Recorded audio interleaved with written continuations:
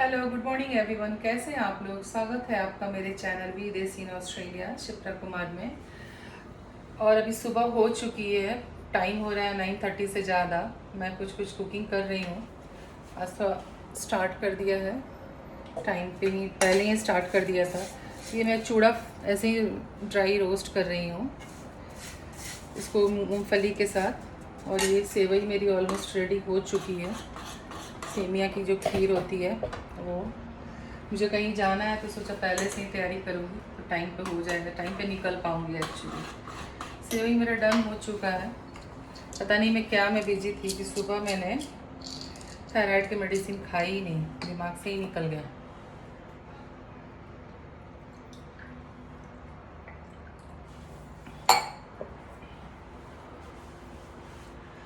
तो यही चल रहा है कुकिंग।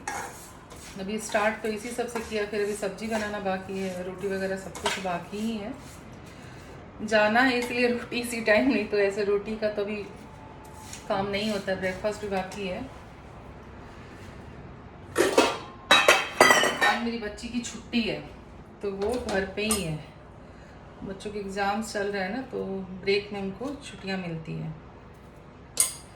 और मैंने चूड़ा में वो नहीं डाला था, नमक नहीं डाला, वही मैं डाल रही हूँ।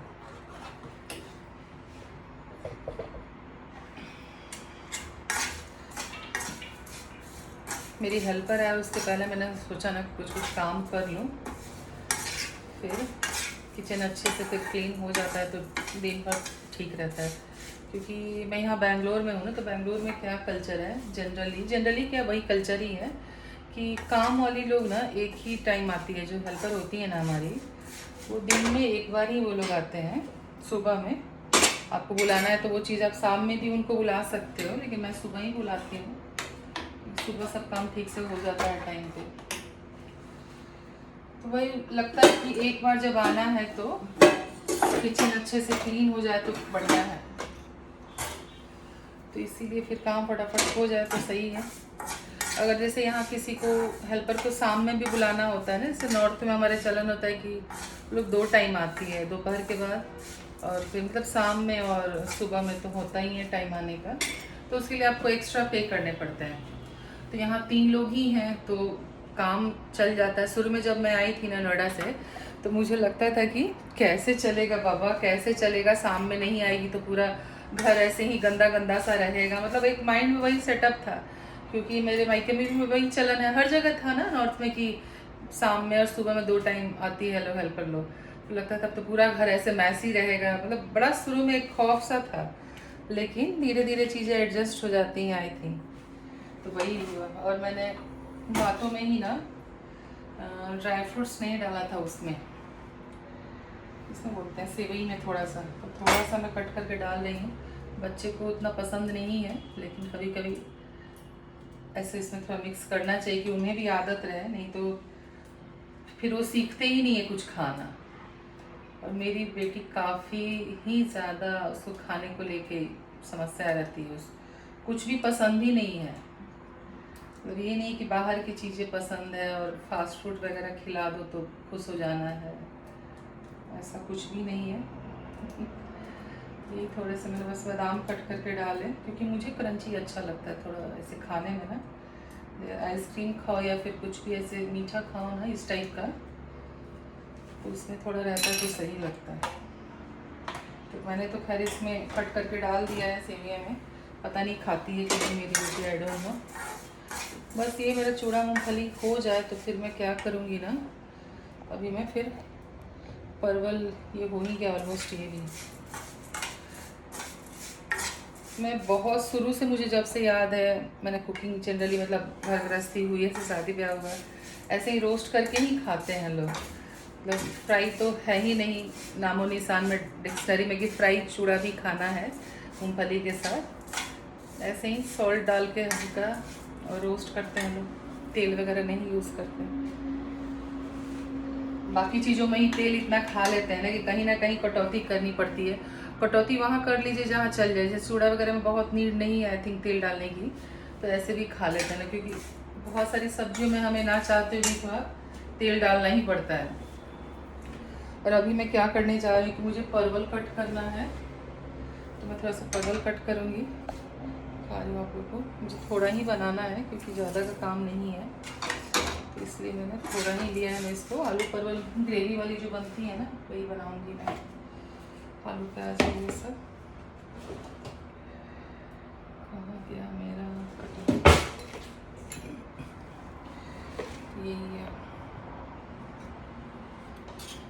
बैंगलोर में क्या है ना, मैं दिखा रही हूँ आपको, ये देखो आप लोग परवल। बैंगलोर में पहले ना परवल अच्छा नहीं मिलता था, आज से कुछ साल पहले। मिलेगा ना तो पानी में, मतलब पानी के ट्रे टाइप में, परात टाइप में रख के मिलता था, पानी में रहता था। वो इतना गंदा बदबू आता था उससे, जैसे मछली टाइप का, कैसे सड़े टाइप का। मतलब सोचो कि परवल को आप पानी में डिप करके रखे हो और उसको मतलब कुछ दिनों तक रख रहे हो, 2 दिन तक, पता नहीं कैसे नहीं सड़ता था, क्या नहीं होता था दुकानदारों का, सब्जी वालों का।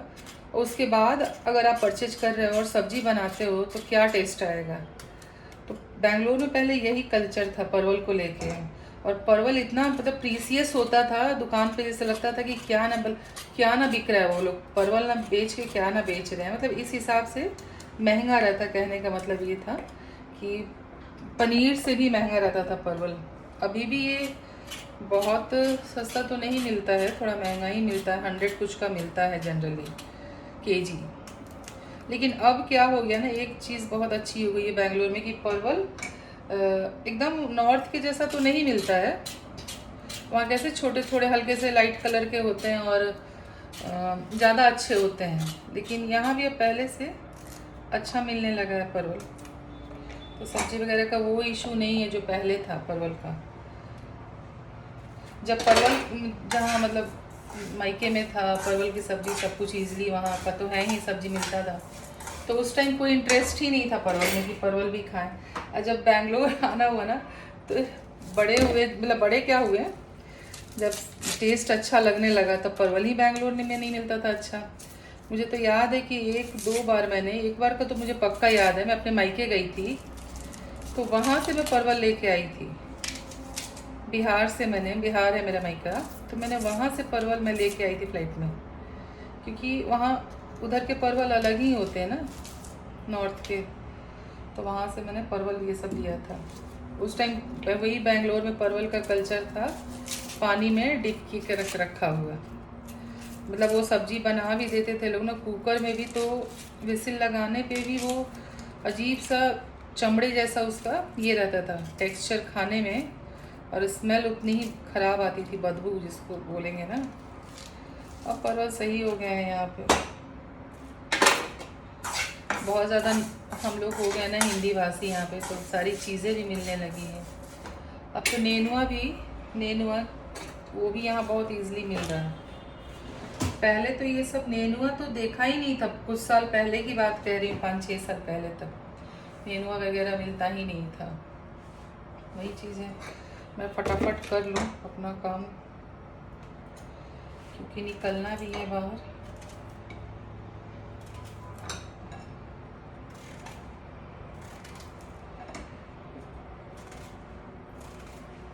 चले मिलते हैं फिर नेक्स्ट ब्लॉग में। ये ब्लॉग थोड़ा ज़्यादा ही लंबा हो गया। सी यू।